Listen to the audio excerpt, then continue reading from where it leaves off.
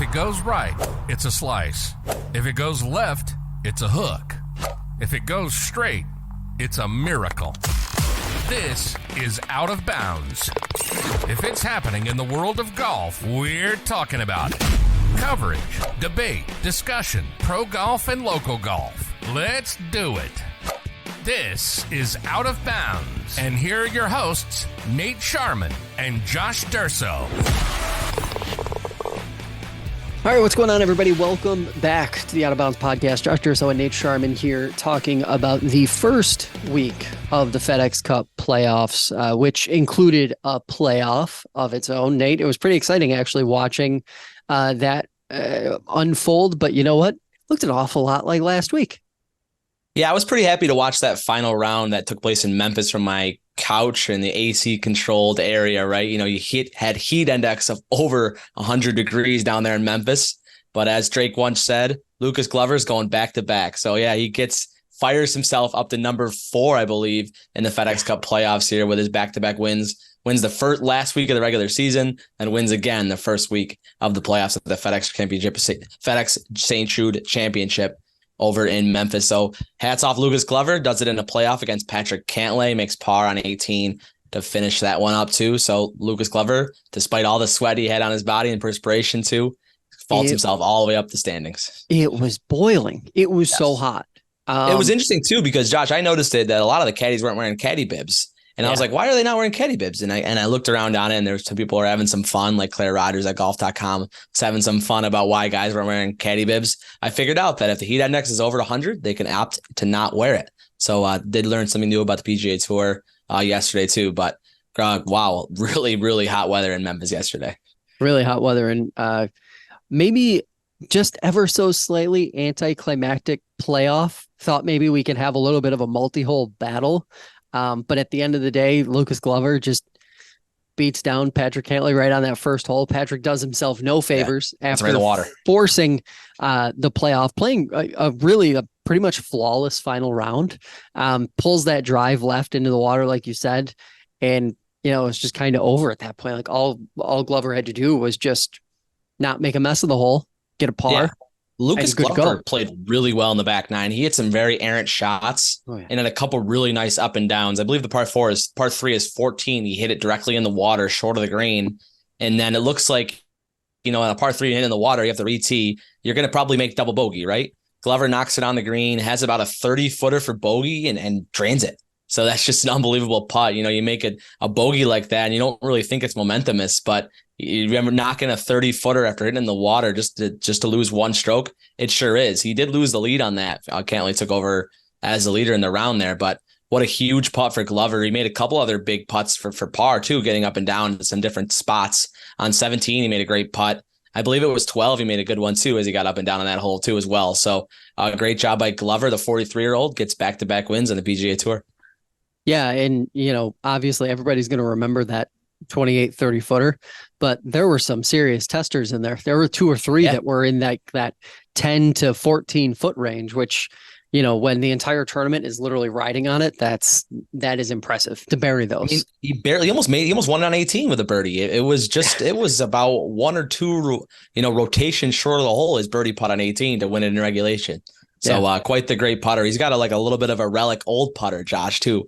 A lot of people get mad because he has kind of that broomstick style putting surface. And people are like, oh, well, he's anchoring, and people are shouting of that stuff. So like that. So a little bit tough for Lucas Glover to get through some points like that, but he didn't get in trouble for it. So he's not doing anything wrong.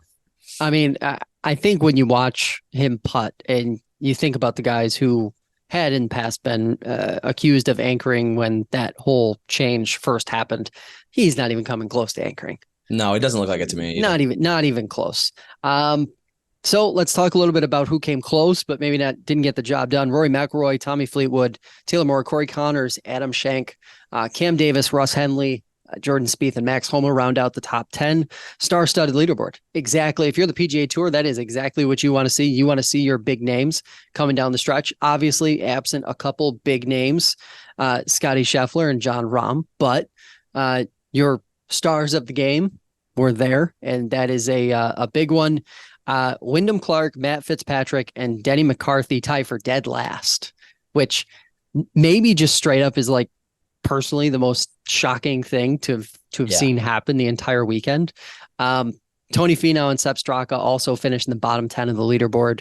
Obviously limited field. So we're talking about, 70 guys instead of the traditional, maybe would have missed the cut, not been there for the weekend. But at the end of the day, do you, before we get into some of the playoff positioning part of this, surprised at all by Clark or Fitzpatrick or even McCarthy for that matter? Yeah, definitely surprised by those guys, but even I think Rahm surprises me even more. Shoots that 3-over round on Thursday, and then he put together some solid rounds, the last 3 days, but it just doesn't matter at that point. Like you always say, Josh, you can't win a tournament on Sunday, but you certainly can lose it. And that's what Jon Rahm did. He shot 3-over on that Thursday round. I was very surprised by that, especially at TPC Southwind, which got so much rain. They were playing, lift clean in place all week for 4 days straight. And the ball was, you could be really aggressive on the green too, as well with those approach shots. So I was surprised to see Jon Rahm shoot over par on that Thursday round. Yeah, absolutely. And to that end, let's get into some of the quick playoff positioning notes that we have here. Biggest loser of the week has got to be Mackenzie Hughes. He dropped 4 spots, fell to 51st in points, which, that means he's not automatically eligible for all of next year's elevated events or designated events, but also it means he misses the cut to get into the BMW. That's got to be pretty big for him. Cam Davis, I would say, is the biggest winner, moving up 17 spots to get into the BMW at 45th in points. And also, this one kind of surprised me. I didn't even realize it until I was actually looking at the leaderboard and looking at the standings. Hideki Matsuyama made it in by an even smaller margin, jumps up 10 spots with a tie for 13th, locks up the number 47 spot. So if he didn't finish in a tie for 13th yesterday, he's not even going to make it through. Yeah, that's crazy. Mackenzie Hughes, that's absolutely wild. Just doesn't play well and falls right out to that top 50 position. It's really, really hard that 70 to 50 spot, because that makes you unable to create your schedule for the next following year or two. So Mackenzie Hughes trying to have to battle in this fall tour season to try to get into more of these elevated events. We know how much the playoffs or how much the season schedule is changing too. So it's going to be really hard and really heartbreaking news for a guy like Mackenzie Hughes. Absolutely. So first debate topic of the day, of course, is Lucas Glover. I put a TikTok up over the weekend, Out of Bounds Golf Pod on TikTok, kind of talking about this possible scenario. I didn't know that Lucas Glover was actually going to go out and finish the job and get a win and go back to back, but he did. And now we've got this scenario where a guy who really hadn't had much going his way before a few weeks ago is really in the thick of it and well positioned to, maybe win the whole damn thing. Yeah. I mean, we talk so much about, playing well at the right time, right? We talk about in other sports too, rest versus rust and stuff like that. So Lucas Glover went out and he won the last tournament to get into the top 70. Wins again to get into the Tour Championship, it looks like. So pretty cool for the 43-year-old who, like you said, Josh, didn't play in a major all season, didn't qualify for any of them. So, there's definitely some gripe out there for some people who don't like the way how this kind of happened. Definitely didn't happen the way the PGA Tour wanted it to happen, right? For sure, with a guy like Lucas Glover, kind of succeeding here in this fall playoff tour season or fall playoff schedule. So pretty cool for him to be able to do that. But I'm in support of it. I like to see guys playing well at the right time and really carving their own path too. The former U.S. Open champion really playing well at the right time, like I said. Yeah, I think it just kind of like I got into in the TikTok a little bit. I don't have a problem with Lucas Glover being the guy. Like he's the guy right now, right? Like he's played well. He's earned the 2 wins that he's got. But at the end of the day, when we're talking about the playoffs, when you're talking about crowning a season-long champion, which is what I've listened to the broadcast guys say every week. I've watched the PGA Tour this season, crowning a season-long champion. There just is a lot of recency bias built into the way the points are doled out as the season progresses. Winning late in the season, means more than winning and having the best season overall. Like after I saw a couple comments on TikTok about, winning being more important. And Nate, that was a point you brought up, which I think is really important. Yes, winning is very important, but Lucas Glover with 2 wins and 5 top 10s, he's ahead of Max Homa, who has 2 wins and 10 top 10s. Wyndham Clark, who's got a major, 2 wins, 7 top 10s. Keegan Bradley, Tony Finau, 2 wins, 5 top 10s. So they have the same kind of resume as him. He's ahead of all of them. And that's from winning a non-designated event and 1 playoff, like the first playoff event. I mean, it's double points in the playoffs. So it's just absolutely huge. It's like winning a major, if not more, to win with that FedEx Cup playoff event. It creates a scenario where, and I'm thinking more long-term on this because, I'm not saying he is going to do it, but if Lucas Glover wound up being the guy who's holding up the FedEx Cup trophy after this is all said and done, there are going to be a lot of people who poke holes in the PGA Tour's playoff system and say, whoa, wait a second. This guy didn't even qualify for any of the majors. Like he couldn't participate in them. Right. He hadn't even had a top 10 finish before July 2nd.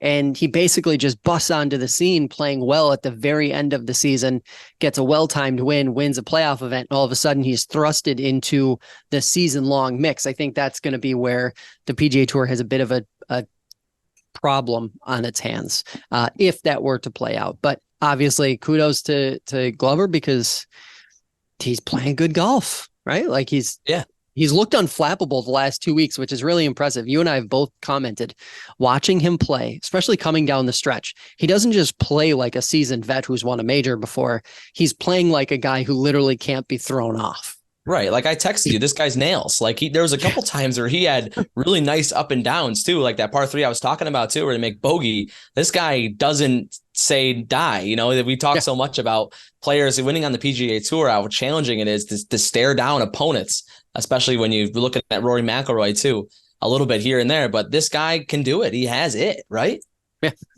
Yeah. I mean, look, the next debate, and we might as well get right into it. I think there's going to be a lot of people, and I saw some conversation on Twitter. A lot of people think this guy should be on the American Ryder Cup team. And how could one disagree with how he's playing right now? Yeah, there's just to me and we'll go through our teams here. There's just not a lot of room for him. That's really the only thing I think, because we're having such a crazy Ryder Cup season. I mean, you have like the story of Wyndham Clark. You take a look at the Ryder Cup, whether it be a year ago, 6 months ago, Wyndham Clark's not being discussed at all. Now he's a shoo-in. He's already qualified for the Ryder Cup team. Got enough points where he's on the Ryder Cup team. He wins that designated event, and then he wins a major not too long after. So you have him in there that's taken up a spot. And then you have Brian Harman, who you don't really talk about either, kind of in that same category as Wyndham Clark, goes out and runs laps around people in the British Open and wins that tournament too. He's virtually a lock for the Ryder Cup team. He's not qualified yet, but he virtually is at this point. So, Josh, those 2 stories, and then you have JT playing bad, playing poorly this season, where you would think, going back to last year, especially after he won the PGA Championship last season, he's a lock for the Ryder Cup, right? So that's another really interesting story. And then you have the live stuff. Starting the year, we weren't sure if the live guys were going to be able to play in the Ryder Cup. And then Koepka lights the world on fire. They merge into one starting in a couple of years here too. And now Brooks is on the Ryder Cup team. He's a shoo-in. So Josh, I want you to go through and give me your 12 that are going to be playing for Zach Johnson this upcoming Ryder Cup season here in Rome.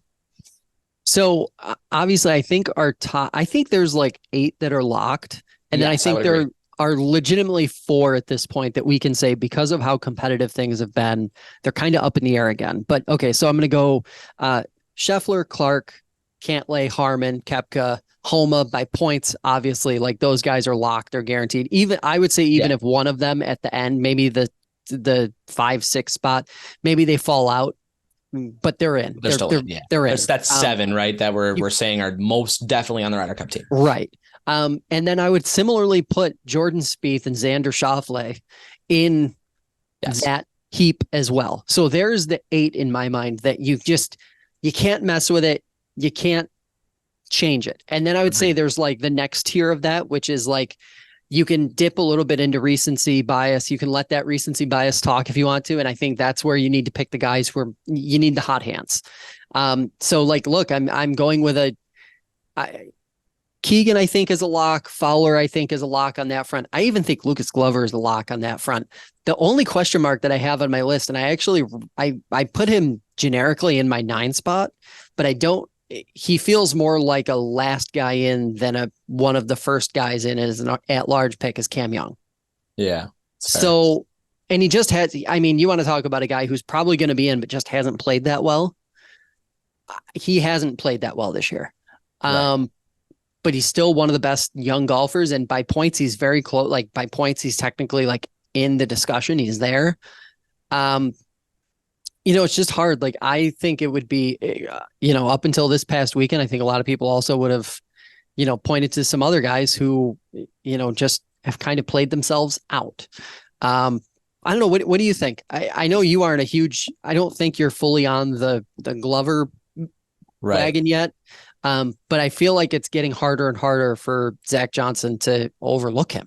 Yeah. In my mind too, with Lucas Glover, it's just, you have that he's in my mind, he's in that last spot. I have Cameron Young on my team, Bradley Finau I have Finau on my team, Bradley, Fowler and stuff. So Lucas Glover kind of floats in that final spot with Finau, JT. I guess you could throw Sam Burns in there. If you want to get crazy, you could talk about Dustin Johnson, who doesn't have nearly the amount of the points, playing over on LIV, right?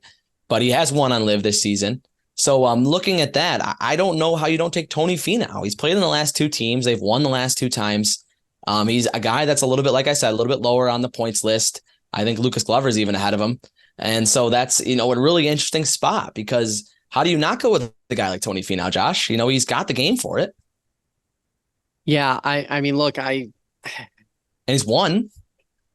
Yeah, like I mentioned all those guys earlier who had multiple wins, and a handful of top 10s, Keegan Bradley, Tony Finau, even Lucas Glover now, each of them have 2 wins and 5 top 10s.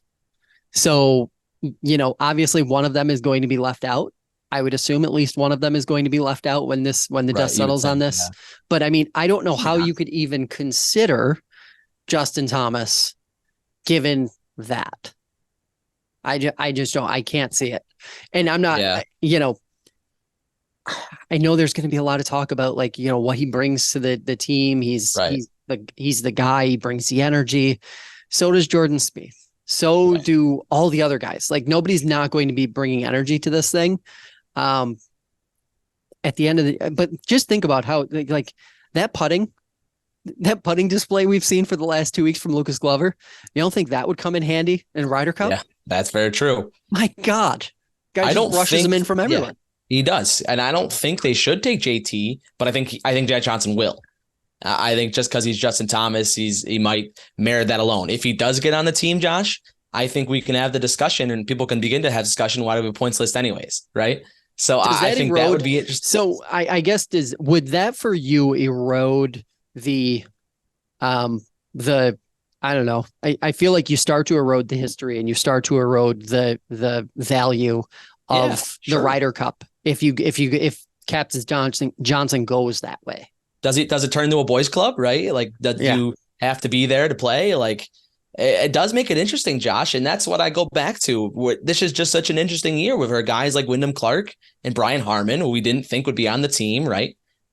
Come last year or even beginning of this year. We didn't think those 2 guys would be playing as well as they are and won majors this year. So I just think it's super interesting, Josh. And if he does go with JT, I'm really interested to see the uproar from the golf community, because I think there will be some. Yeah, I mean, and it could get really complicated too, because, I believe Harman is hovering around 5'6". Yeah. Ish. Should get so him. He's right on the edge. Imagine a scenario where, because of, say we have a couple guys in the next 2 weeks who win and kind of upset the apple cart, he gets pushed out of that top 6 slot. Right. Like Lucas Glover goes and wins, right? What if we saw a scenario where a major champion wasn't on the team? It could in theory happen based on how points have been kind of shifting over the last month or so. So we'll see. With JT, I mean, he won last year. Yeah. It really is a huge question mark. Let's talk about picks from the week, Josh, or do we want to get over that? Oh my God. You can talk about yours. Mine were absolutely abysmal. I had nothing cash. Nothing. I just want to talk about Lee Hodges. I had him top 30. This is really the big thing I want to talk about. He was safely in the top 30 and he made a bogey on 18 to follow the top 30. So that was kind of tough for the bankroll, but I did have Max Homa come in the top 20. That one cash was plus money play. I had John Rahm to win, didn't even come close, of course, but the winner pick is so hard to pick. But I'll take that. I just was really sad about Lee Hodges falling out of the top 30 there at the end.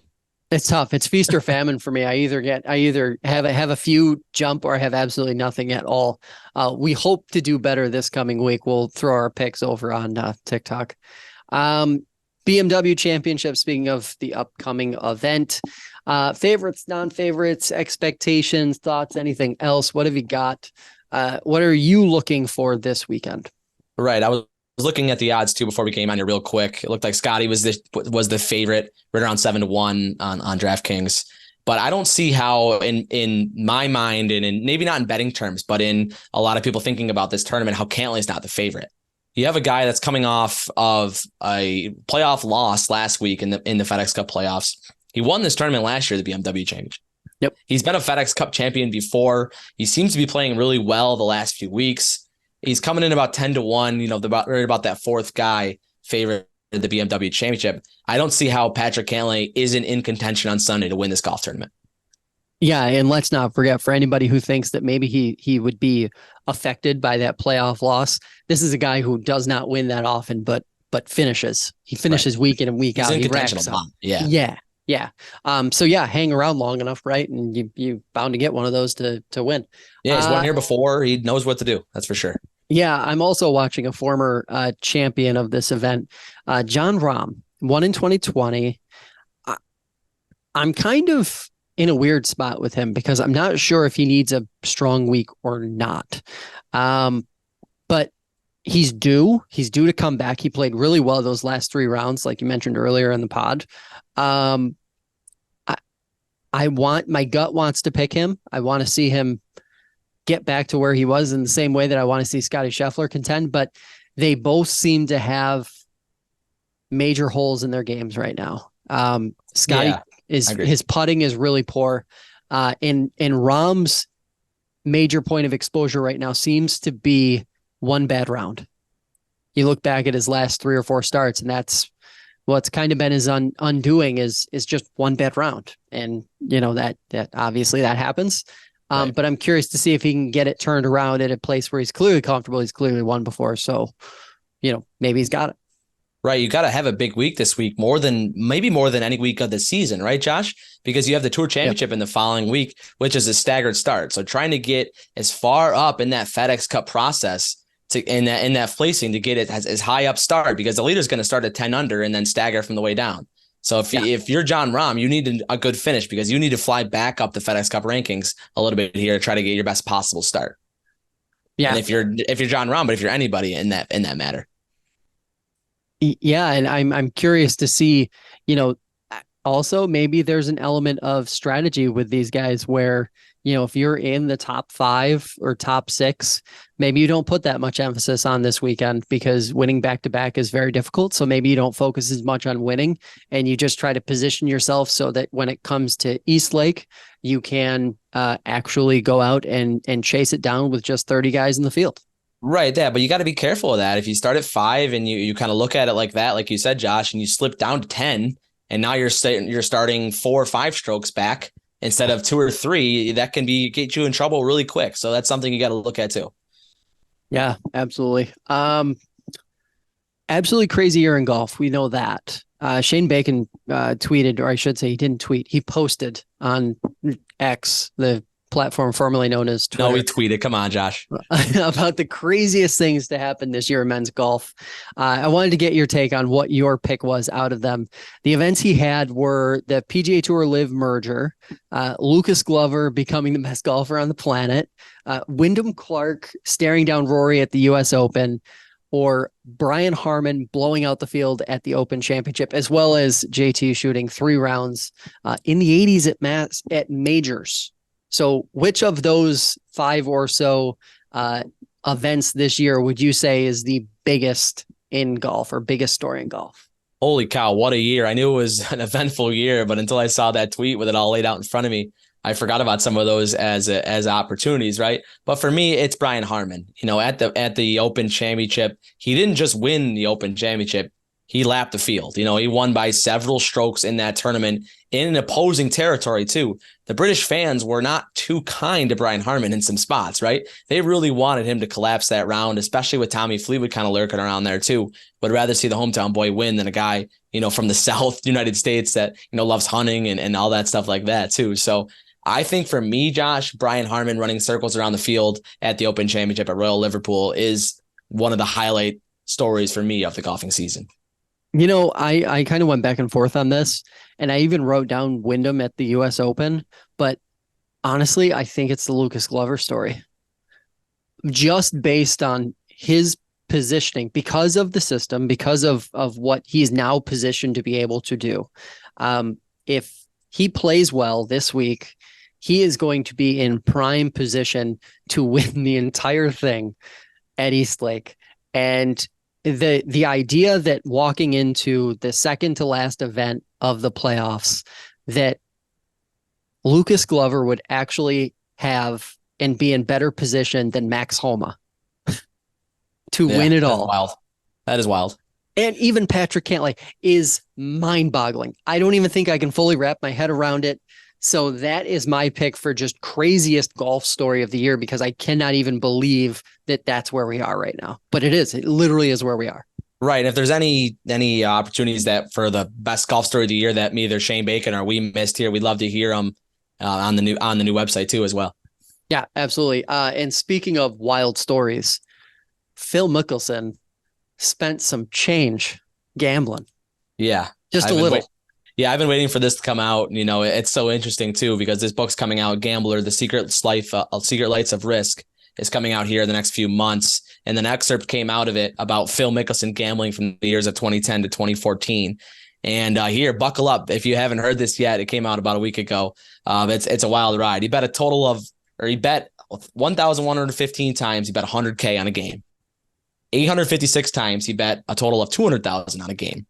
That resulted in 3,154 bets in 2011, including a day he had 43 MLB bets in one single day on all the games, which is just wild to me. It adds up to about a total of 100 million in total losses for Phil Mickelson. And one of the more wild points of it is he tried to bet on 2012 Ryder Cup that he played in, Josh.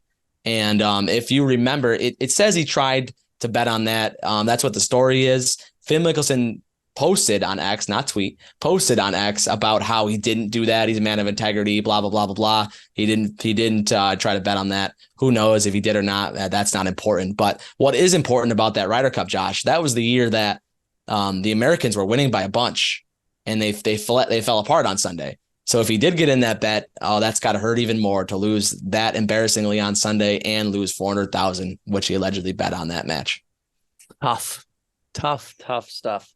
Now, you love the Rory quote after. Yeah, he just completely dogged him. He was like, yeah, he can bet all he wants on this Ryder Cup because he's not going to be playing in it. Good. Ouch. Gotta love Rory. He always has those. Yeah, I mean, I think that's just Rory getting a shot in when he can. And, I don't hold it against him. You know what? I think back to when all this stuff happened with Tiger Woods in 2009, 2010. I think about how I felt about that, hearing that news. And I kind of feel the same way about the Phil stuff. It doesn't change my perspective on him or my opinion of him really in any way, shape, or form. Right. No, it doesn't. I agree. The idea that these professional athletes are just saints in their personal lives and they don't have, human struggles is just crazy. Obviously, Phil's gambling, whether you want to call it an addiction or whether he calls it an addiction or not, his gambling problem, has been well documented over the years, even before this. So nothing, I think the volume is eye-popping. It's an absurd amount of money. That is. But at the end of the day, it doesn't really change anything about Phil, the man, the golfer. He's still a great entertainer and a great, frankly, a great spokesman for the game. At the end of the day, he's still a fan favorite. I do think it's very interesting, and I don't know if I'm just thinking too much about this, but I cannot get by the fact that we had that Bryson Phil video drop the same week this excerpt dropped, where he's he's literally gambling. He's playing basically a skins match with Bryson, and like Liv and Phil and Bryson's people, their teams all like leaned right into it. And I thought it was actually pretty cool. Like the concept of the video itself, it was a fun watch because it allowed the players' personalities to come out. But just wild timing. In my mind, wild timing, given that both of those things basically dropped at the same time, with us not really seeing a lot of that content before this past week. Right. Yeah. The video we're talking about is, I believe it's either on Bryson DeChambeau's YouTube channel or it's on his team channel, the High Flyers. Yeah. It's where Bryson DeChambeau and Audubon Lahiri play against a 9-hole match at Live Bedminster versus Phil and Cameron Tringali. So a really good video there, about a half an hour watch. I really enjoyed watching that video, Josh. But yeah, at the end of the day, we made speculations about when Phil took the Live money that he needs it because of this gambling problem. And it looks like that might be true, right? Phil was able to take the Saudi money and kind of use that after losing $100 million to the Saudis. But or losing $100 million to gambling, excuse me. He took that money and using it to well reason. But yeah, I like what you said about Phil being a sportsman of the game. He really is. And he does have a lot of fun things to say, whether they be good or bad. Yeah. And look, at the end of the day, he's a popular player. Very. And that's what matters in a sport. That's what matters in entertainment, because at the end of the day, it's a sport with real consequences, but it is entertainment. Right. Now, I saw something really cool about Phil, or something really interesting, I should say, about Phil. If Phil Mickelson was walking down the street in New York City, do you think people would recognize him? Is he that big? Oh, yeah. Yeah. Do you think it's because he's a lefty or just because he's Phil Mickelson? A little just bit of because both? I think it's You think that's why he's so big, is because he's a lefty and not a lot of lefties on PGA Tour? I think it's just I think more than anything else, the battles with Tiger over the years. Okay. I agree with that answer, but I did think it was interesting, especially when non-golf people were kind of talking about it a little bit too, because obviously we would know, and anybody listening to this show would definitely know who he is. But it'd be interesting to see if non-golf people could recognize him. I don't know. I guess maybe it might be a 50-50 thing for the real non-golf people, but I think more than not, he is one of the most identifiable professional golfers from the last 30 years. You got to remember that his appearance changes a lot. He feels like whenever we see him in public, he looks a little different. But it's just funny though, because Tiger just dwarfs him in popularity, right? Tiger is, I don't know how much popular he is than Phil, who's probably the next most famous golfer in the world. If Tiger can't walk down the street of any city, right, without getting mobbed. So it's interesting. Yeah, it is. That is going to do it for this edition of Out of Bounds. Watch for our full betting lineups on TikTok and YouTube before the BMW this week. Subscribe to the show on Spotify or Apple Podcasts. You can also follow us on TikTok, YouTube, and Instagram. Of course, if you're out there playing this week or this weekend, you know the drill. Whether it's down the middle or out of bounds, keep on swinging. You've been listening to Out of Bounds. If it's coverage, debate, or discussion of pro and local golf, we'll be talking about it. Be sure to visit the website. Find us on TikTok, Instagram, and Twitter. See you next time on Out of Bounds.